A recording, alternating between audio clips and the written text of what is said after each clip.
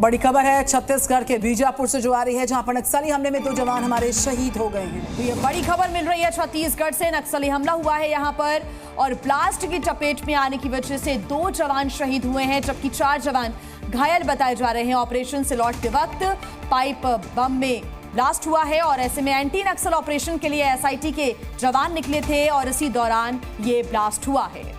CRPF, cobra, CAF, DRG और STF के जवान ऑपरेशन में शामिल थे। बीजापुर में धमाका, 2 जवानों की शहादत की जानकारी। हमले में 4 जवान हमारे घायल हो गए हैं।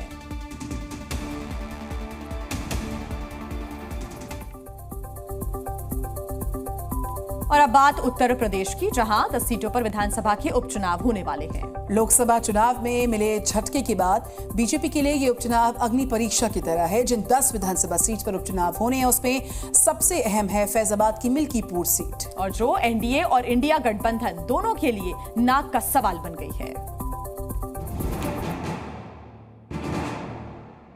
बीजेपी उपचुनाव में क्लीन स्वीप के लिए रणनीति बनाने में जुटी है। इस सिलसिले में सीएम योगी ने प्रभारी मंत्रियों के साथ बैठक की। सूत्रों के मुताबिक बैठक में कहा गया कि सिर्फ जिताऊ और ईमानदार प्रत्याशी ही मैदान में उतारे जाएं। सिफारिश के आधार पर किसी को टिकट नहीं दिया जाएगा। बैठक में उपचुनाव वाले क्षेत्रों में जातिगत समीकरण पर भी चर्चा हुई।